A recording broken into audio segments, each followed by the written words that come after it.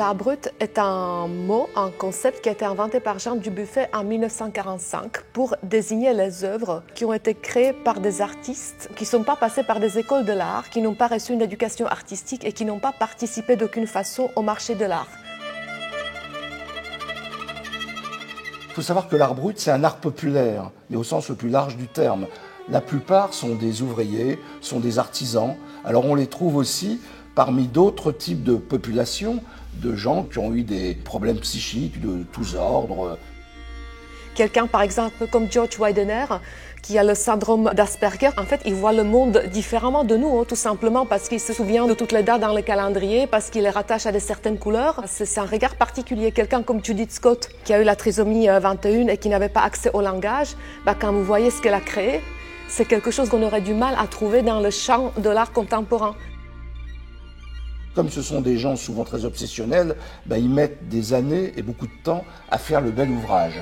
Il y avait un mineur qui s'appelait Augustin Le Sage, mineur dans le nord de la France, et qui a eu une sorte de révélation et qui a complètement transformé sa vie, puisqu'il est passé du statut de mineur à statut d'artiste. Il y a un japonais qui s'appelle Katsuya Kitano, qui a un syndrome assez particulier, il soupire tout le temps. Et dans la tradition japonaise, il est dit qu'au bout du chiffre 1000, le mal s'en va. Alors qu'est-ce qu'il a fait? Il a pris des petites pelotes de coton hydrophile, et il a insufflé dedans ses soupirs, qu'il a enfermés ensuite. Donc il a fait comme ça 1000 cocons qui représentent pour lui une capacité d'éradiquer le mal. Il y a des artistes qui ont passé des années et toute leur vie pour fabriquer quelque chose qui ne se termine pas. En fait, c'est vraiment le processus qui est plus fort qu'eux. Et c'est quelque chose qui structure leur vie profondément. Par exemple, Henry Darger, c'est des 40 ans ou 50 ans de sa vie où il a écrit, dessiné et collé les images de ces petites filles en fait, qui combattent les adultes qui les torturent dans cette guerre interminable. Donc il y a vraiment des années, des dizaines d'années de création qui ont été retrouvées souvent par hasard après leur mort. C'est des œuvres qui ont été sauvées. Elles sont réunies ici, mais c'est un miracle. Pour deux raisons. La première, ces œuvres, il y en a qu'on a trouvées dans la rue, il y en a qu'on a trouvées sur des marchés aux puces, des œuvres qui ont été dans des hôpitaux psychiatriques où tout le monde ne s'intéressait absolument pas à ces œuvres. Mais en fait, l'art brut, c'est aussi donc l'histoire de ces passeurs.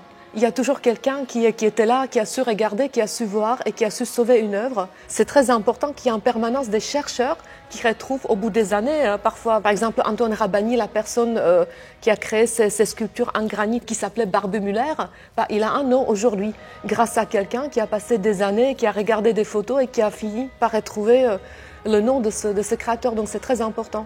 Parce qu'en fait, vous n'avez jamais un artiste d'art brut qui va aller frapper à une galerie en disant « Regardez ce que je fais ». Donc les passeurs sont extrêmement importants. Sans eux, vous ne verriez jamais toutes ces œuvres. Ça donne une dimension, j'ai presque envie de dire, humaine, de sauvetage de trésors de l'humanité.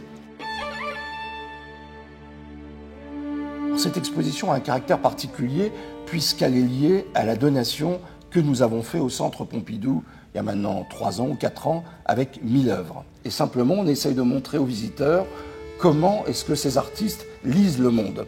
Ces petits thèmes que vous allez trouver dans l'exposition, il y en a 12, c'est vraiment notre façon de définir l'art brut, mais dans l'esprit d'ouverture. Il y a un thème qui est très important qu'on a appelé « Réparer le monde », parce qu'en fait, souvent, ce sont des personnes qui se sentent investies d'une mission. Et la mission, c'est soit sauver la planète, comme vous pouvez le voir avec Melina Riccio qui se trouve au début de l'exposition avec ses belles broderies. C'est quelqu'un qui écrit aussi ses messages dans les rues, sur les murs. Il y a Hans-Jörg Georgi qui fabrique des avions, une espèce d'arche de Noé pour sauver l'humanité le jour où la Terre deviendra inhabitable. Donc il y a souvent cette notion de mission et du don. Il y a aussi le thème de quelques voyages. Il y a le Brésil, il y a le Japon, il y a Cuba, parce qu'on a pu collectionner un certain nombre d'œuvres qui est quand même lié un peu à l'histoire du pays.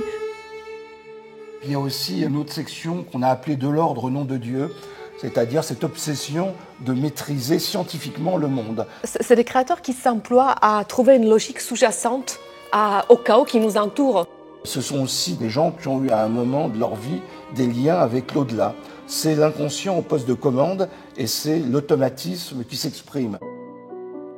Il y a aussi les ateliers, puisqu'il y a certaines pratiques collaboratif où des gens ont créé des dessins ou des assemblages qui peuvent être esthétiquement intéressants, qui ne sont pas du tout des ateliers d'art-thérapie classique. C'est des ateliers où il y a une espèce de dialogue entre des artistes professionnels d'un côté et puis des artistes handicapés de l'autre. Ça donne des productions qui sont complètement passionnantes.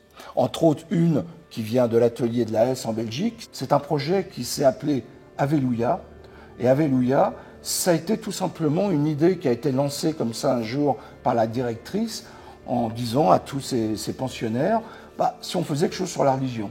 Et chacun s'est emparé de son imaginaire, de ses connaissances de la religion, de ses techniques, de son savoir-faire pour créer un ensemble absolument extraordinaire. Et puis on finit sur les épopées célestes où il y a des artistes en fait qui nous montrent qu'il y a un grand au-delà des galaxies et qui se baladent vraiment dans l'espace autour de la Terre comme Adolf Wölfli dans ses explorations, Achilles Rizzoli qui est aussi à la fin de l'exposition qui était quelqu'un qui a créé sa propre version de la Bible. Essentiellement, ce sont des dessins, parce que c'est du matériel qu'on trouve facilement. Il y a aussi des sculptures, il y a des assemblages, et vous verrez, il y a une magnifique vitrine qu'on a appelée bricolage, où on a réuni tous ces objets. En marge de l'exposition, on a eu envie d'inviter 2 dispositifs artistiques qui font écho à l'exposition. On a demandé à un artiste qui s'appelle Philippe Cohen-Solal, qui est compositeur de musique, d'utiliser la technique de la réalité virtuelle pour nous plonger dans l'univers de Darger.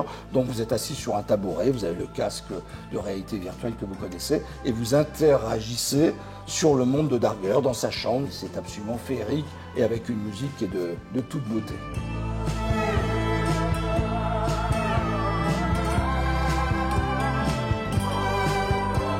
Puis un autre dispositif d'un artiste qui s'appelle Laurent Abitbol. C'est une sorte de boîte qui fait 2 mètres de large sur 1 mètre de haut et 1 mètre de profondeur, et avec des systèmes de miroirs semi-transparents.